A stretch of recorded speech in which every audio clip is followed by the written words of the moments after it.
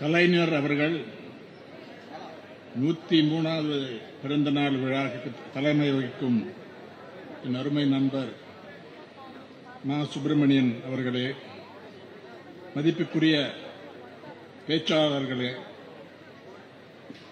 பொதுமக்களே, கலைஞரை பற்றி எங்க ஆரம்பிக்கிறதுங்கிறதே ஒரு பெரிய கேள்வி, ஒரு சவால் என்றே சொல்லலாம்.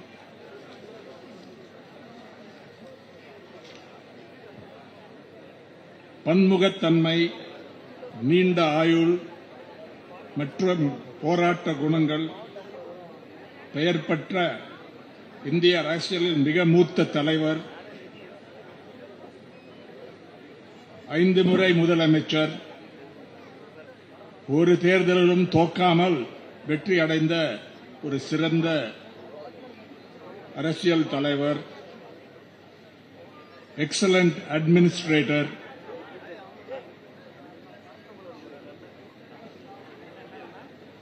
ஃபில்ம் நரேட்டிவ் ஸ்கிரிப்ட், கவிதை, பல விஷயங்களை நமக்கு தந்தவர். அவரை பற்றி பல அம்சங்களை, அவருடைய பல அம்சங்கள், பல குணங்களை பற்றி பேச முடியும்.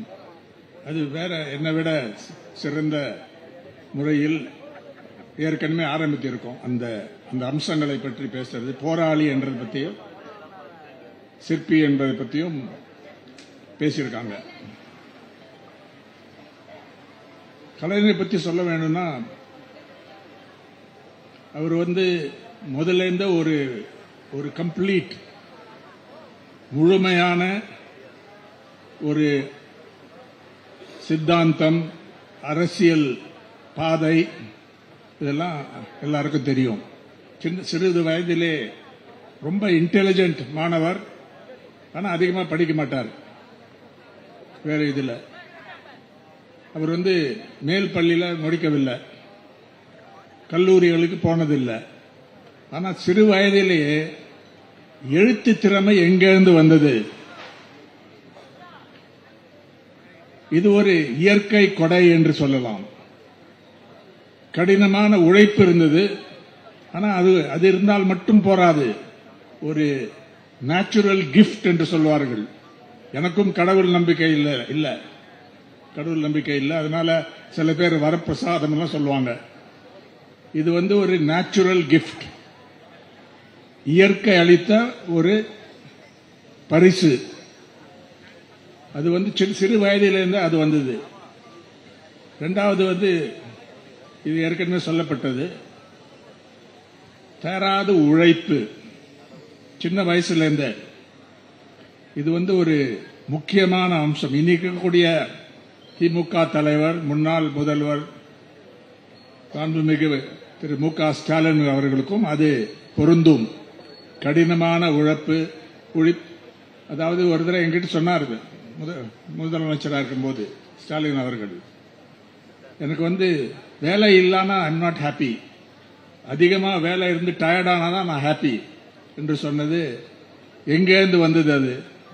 அதுவும் ஒரு இயற்கை குணமாக இருக்கலாம், ஆனால் அவருக்கு அவர் தந்தையுடைய பாடமாக தான் இருந்தது. ஏன்னா அது கடினமான உழைப்பு. அதனால வேற என்ஜாய் பண்ணலன்னு அர்த்தம் இல்லை.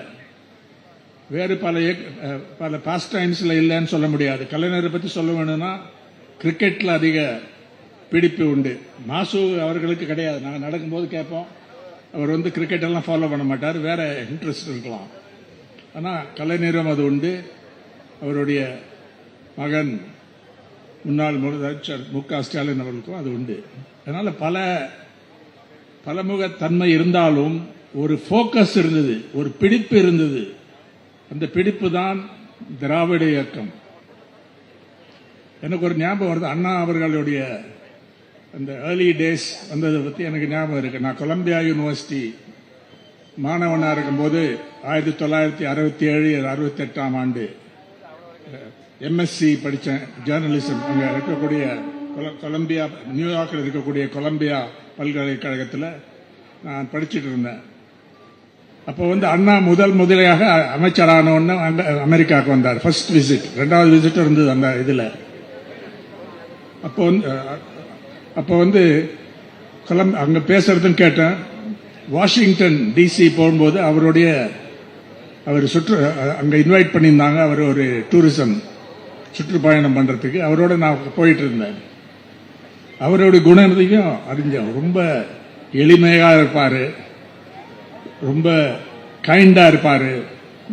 வெளியூர்ல வந்து ரொம்ப மெஷர்டாக பேசுவார். இங்க வந்து ரொம்ப ஸ்ட்ராங்கா பேசுவார், ஷார்ப்பா பேசுவார். ஆனா அங்க வரும்போது இந்திய அரசாங்கத்தை நான் வந்து இங்க விமர்சனம் பண்ணவோ கண்டிக்கவோ நான் இங்க வரல அப்படிங்கிற அப்ரோச்ல தான் இருந்தாரு. ஆனா அண்ணா அவர்களுடைய டேர்ம் வந்து முழுமையாக முடிக்கப்படல, எல்லாருக்கும் தெரிஞ்ச விஷயம். அப்பதான் முதல் முறை எனக்கு கலைஞர் அவர்களுக்கு அறிமுகம் கிடைத்தது. ஆனா எந்த அரசியல் தலைவரும் எனக்கு தெரிஞ்சு அரசியல்ல முதல்ல என்டர் பண்றதுலேருந்து கோபால் அவர்கள் சொன்ன மாதிரி, கிரண் கோபால் அவர்கள் சொன்ன மாதிரி 85, 86 வயசு மட்டும் ஒரு எழுத்து என்பது பார்ட் ஆஃப் லைஃப். அவருடைய ஆர் கே நாராயண் என்ற பெரிய எழுத்தாளர் ஒரு தடவை சொல்லியிருக்காரு எங்ககிட்ட, ஒரு ரைட்டர் எப்படி உருவாகுவார், how do you become a writer. வெறும் சிந்தித்தால் மட்டும் போராது, சிந்திப்பது முக்கியம், ஆனா சிந்தித்தால் மட்டும் போராது. Writer must right, it is like a yoga. இதுதான் கலைஞர் தி ரைட்டர், தி பத்திரிகையாளருடைய சாராம்சம். அதுதான் இது. தினந்தோறும் எழுதுவார். கிரண் கோபால் அவர்கள் சொன்ன மாதிரி, அதுக்கு முன்னால சொன்ன மாதிரியும் ஒரு 5-6 மணி தான் அவருக்கு இது ரெஸ்ட் கிடைக்கும். காலையில் ஒரு 4-5 o'clock எழுந்து பேப்பர் எல்லாம் படிப்பார். இந்து பத்திரிகை உள்பட படிச்சுட்டு அதிகாரிகளோட பேசுவார். ஏதாவது தவறு நடந்தா, ஏதாவது ஒரு ஆக்சிடென்டிங்கா நடந்தா, ஏதாவது தவறு கேப் இருந்தால் உடனே அவங்க அதை படிச்சு சொல்லணும். ஒரு பத்திரிகையாளர் போய் அவரை பார்க்க வேணாலும் பேப்பரை படிச்சுட்டு தான் போனோம். இங்கிலீஷ் பேப்பரும் படிப்பார், தமிழ் பேப்பரும் படிப்பார். Well informed. பத்திரிகைகளுக்கு ஒரு மதிப்பு கொடுக்கக்கூடிய அரசியல் தலைவர் எனக்கு தெரிஞ்சு வேற யாரும் இங்க இருந்ததில்லை. EMS நம்பூதிரி பார்த்திருக்கேன். அவரும் நல்ல எழுத்தாளர். அவருக்கு அந்த அப்ரோச் வேற சித்தாந்தம் இருந்தால் கூட, ஆனால் இது ஒரு தனி குணம். அதனால அந்த ஃபர்ஸ்ட் பாயிண்ட் என்னவென்றால், கலைஞருடைய பெருமையை, அதாவது கலைஞர் as political leader, statesman, chief minister, அகில இந்திய அளவில் ஒரு முக்கியமான சிற்பி, குறிப்பாக கோயலிஷன் என்றால் எப்படி நடக்க வேண்டும், அதுக்கு ஒரு எடுத்துக்காட்டு. சில இதில் விட்டு கொடுக்கலாம், ஆனா பேசிக் இஷ்யூஸை விடக்கூடாது. அப்படிதான் இது இப்ப இருக்கும். இன்னைக்கு இருக்கக்கூடிய காங்கிரஸ் கட்சி, குறிப்பாக ராகுல் காந்தி அவர்கள் அதுக்கு நேர்மாறாக நடந்து கொள்ளக்கூடிய ஒரு அரசியல் தலைவர். பகிரங்கமாக சொல்லலாம் இது. அதாவது சோனியா காந்தி வேற, அவங்க இருக்கும்போது இந்த அலையன்ஸ் வந்து பாஜகவுக்கு எதிராக இருக்கக்கூடிய அலையன்ஸ், மதவெறி சக்திகளுக்கு எதிராக இருக்கக்கூடிய, பிரிவினைகளை கொண்டு வரக்கூடிய சக்திகளுக்கு எதிராக இருக்கக்கூடிய ஒரு கூட்டணி நன்றாக தான் நடந்தது. சில வீக்னஸ் இருந்திருக்கலாம், சில கேப்ஸ் இருக்கலாம், சில பேர் அதுல இருந்து போயிருக்கலாம். ஆனா ஒட்டு மொத்தமா பார்த்தா நன்றாக நடந்தது. ஆனா இன்னைக்கு அப்படியா நடக்கிறாங்க? ஒரு அணியில்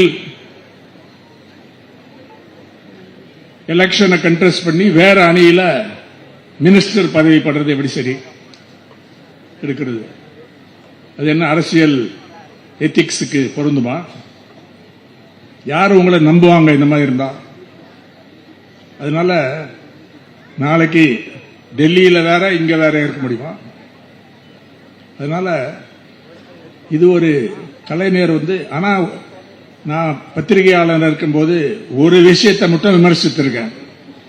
1999 99ஆம் ஆண்டு முதலமைச்சர் ஜெயலலிதா அவர்கள் வந்து வாஜ்பாய் கவர்மெண்ட் அவங்களுக்கு சப்போர்ட்டை வித்ட்ரா பண்ணிட்டார். கவர்மெண்ட் விழுந்தது. திமுக அன்றைக்கு நேஷனல் டெமோக்ராட்டிக் அலையன்ஸ் சேர்ந்தது நான் விமர்சித்தேன். அது தவறான இதுதான் இன்னைக்கும் சொல்லுவேன். அது கலைஞர்கிட்ட சொல்லியிருக்கேன், நாங்க எழுத்திருக்கோம் அதை பத்தி. ஆனா அதை வந்து கரெக்ட் பண்ணிட்டு 2003 திரும்பி சரியான பாதைக்கு வந்துட்டாங்க. இந்த மாதிரி விஷயங்கள் எல்லாம் நம்ம விமர்சிக்க முடியும், பேச முடியும், விவாதிக்க முடியும். அப்படிப்பட்ட ஒரு சிறந்த தலைவர், அறிவுஜீவி, எழுத்தாளர், படைப்பாளி நம்மளுடைய கலைஞர். அதுதான் எனக்கு அது முக்கியத்துவம். அது பல நேரம் வந்து திமுக அவங்க இருக்கும்போது சில விஷயங்களை நாங்கள் விமர்சிப்போம். போன் பண்ணுவார் மார்னிங் காலையில்,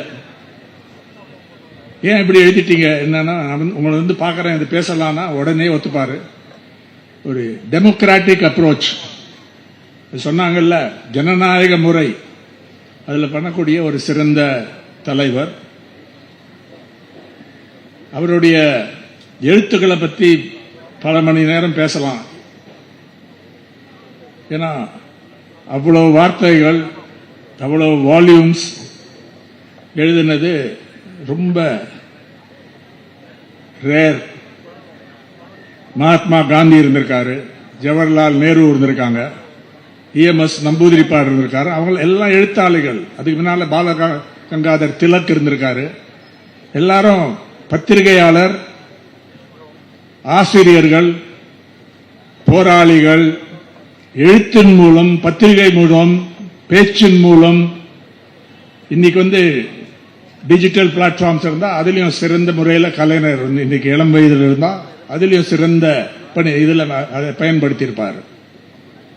அதாவது அந்த பிளாட்ஃபார்ம்ஸை யூஸ் பண்றதுல அந்த ஒரு ஸ்பெஷல் கிஃப்ட், இயற்கை அந்த ஒரு பரிசு என்று சொல்லலாம். அந்த கிஃப்ட் அவருடைய எழுத்துக்கள் வந்து எப்படி இருக்கும்னா, படிக்கக்கூடிய விதத்தில் இருக்கும்.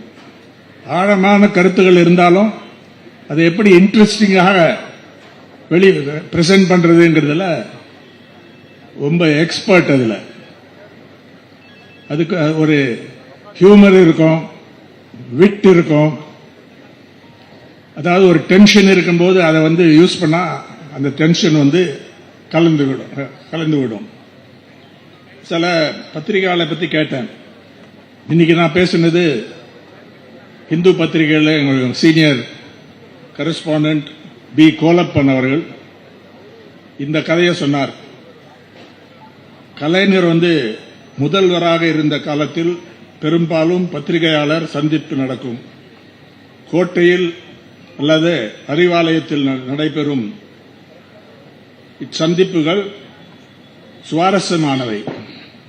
ஒருமுறை இந்திய கம்யூனிஸ்ட் கட்சிக்கு, இது கோலப்பன் கேட்ட கேள்வி, இந்திய கம்யூனிஸ்ட் கட்சிக்கு நாகப்பட்டினம் தொகுதியை கொடுப்பதில் என்ன சிக்கல் என்று கோலப்பன் அந்த பிரஸ் கான்பரன்ஸ்ல கேட்டார். இது வந்து 1904 ஆண்டு லோக்சபா எலெக்ஷன். அதுக்கு முன்னால பிஜேபியில் இருக்கும்போது திமுக வேட்பாளர் வந்து வெற்றி கண்டார். அவர் தான் 2004 பண்ணார். ஆனா சிபிஐக்கு கொடுக்கறதுல என்ன சிக்கல் என்று கேட்டதுக்கு பதில் உடனடியாக கலைஞர் சொன்னார், நாகப்பட்டினம் பக்கத்தில் தான் சிக்கல் இருக்கிறது. சிக்கல் ஊர் இருப்பதை நகைச்சுவையுடன் சொல்லி கூட்டணியில் இருக்கும் டென்ஷனை குறைக்க முயற்சி செய்தார். இன்னொரு கேள்வி, தமிழ்நாட்டில் திமுகவுடன் சித்தாந்த போர் நடத்துவதாக பாஜக அறிவித்துள்ளதே என்ற கேள்வி கேட்டாங்க ஒரு பிரஸ் கான்பரன்ஸ்ல. தமிழ்நாடு அதாவது போர், சித்தாந்த போர், போர் என்பதை ஞாபகம் வச்சுக்கோங்க. உடனே பதில், தமிழ்நாட்டில் பாஜக ஒரு போர், அதாவது போர் அடிக்கும் கட்சி. அதுதான் இன்றைக்கும் பொருந்துகிறது. இந்த இதுல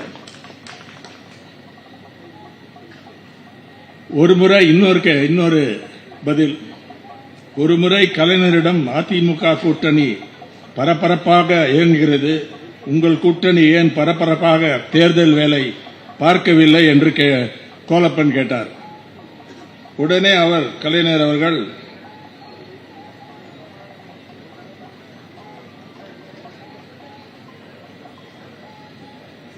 உடனே அவர், எங்கள் கூட்டணி சமைத்து ஹாட் பேக்கில் வைக்கப்பட்டுள்ளது. நாங்கள் காய்கறி வாங்கவோ பல சரக்கு வாங்கவோ ஓட வேண்டிய தேவை இல்லை என்று பதில் அளித்தார். அவர் எழுத்துக்களை பத்தி இங்க பேசக்கூடிய சான்ஸே இல்லை. அவ்வளவு எழுத்துகள், பல விஷயங்களை பத்தி திரைப்பட அந்த இதிலையும் அந்த வசனங்கள், அவருடைய கவிதைகள், உணர்ச்சி பூர்வமான கவிதைகள், அண்ணா அவர்கள் மறைவுக்கு பிறகு அவர் எழுதின அந்த வார்த்தைகள் இன்னைக்கும் அங்க இருக்கு. அவருடைய சென்டினரி இதுல மரியனால இதெல்லாம் பார்த்தா இவரை விட ஒரு சிறந்த பத்திரிகையாளரோ எழுத்தாளரோ அரசியல் துறையில் அட்லீஸ்ட் இந்தியாவை பொறுத்தவரையிலும் இருந்ததாக எனக்கு தெரியவில்லை. இருந்தாலும் அவர் இந்த டாப் 2-3 பேர்ல ஒரு முக்கியமான ஒரு எழுத்தாளராக இருப்பார். கடைசி பாயிண்ட் அவருடைய வாழ்க்கையையும் அரசியலையும் நிர்வாக திறனையும் தனிமை, அதாவது எழுத்தை தனியா பார்க்க முடியாது, செக்ரிகேட் பண்ண முடியாது. அதோட ஒரே பார்ட்டாக தான் இருக்கும். எழுத்து என்பது அரசியல், திராவிட இயக்கத்துக்காக எழுதுறது பேசுறதும் அதுதான். அதை தனிப்பட்ட முறையில் பார்க்க முடியாது. அவர் பொலிட்டிக்கல் லீடர் வேற, எழுத்தாளர் வேற, அந்த மாதிரி இருக்காங்க பல பேர். ரொம்ப அரசியல்ல கொண்டு வர மாட்டாங்க அவங்க ரைட்டிங். பல ரைட்டர்ஸ் இருக்காங்க. ஆனா அவருடைய ஹோல் லைஃப் அந்த மூவ்மெண்டோடைய பார்ட். அவர் எழுத்துகளும் அந்த பார்ட். எழுத்துக்கள்ல பல விஷயங்களை இன்னைக்கு ஆராய்ந்து நமக்கு பல பாடங்களை நம்ம கற்றுக்கொள்ளலாம் என்று சொல்லிவிட்டு, இந்த விழாவில் பங்கெடுக்க என அழைத்ததற்கு என் நண்பர் மாசு அவர்களுக்கு என்னுடைய நன்றியை தெரிவித்து, கலைஞருடைய புகழ், கலைஞருடைய சாதனைகள், கலைஞருடைய குணங்கள் எல்லாரையும் நம்ம வருஷம் அதை கொண்டாட வேண்டும், பொதுமக்களுக்கு எடுத்துக்கொள்ள வேண்டும். அன்றைக்கு இருக்கக்கூடிய நிலைமையும் இன்றைக்கும் எப்படி, இது என்ன கனெக்ஷன் என்று எடுத்து சொல்ல வேண்டும் என்று சொல்லிக்கொண்டு விடைபெறுகிறேன். வணக்கம்.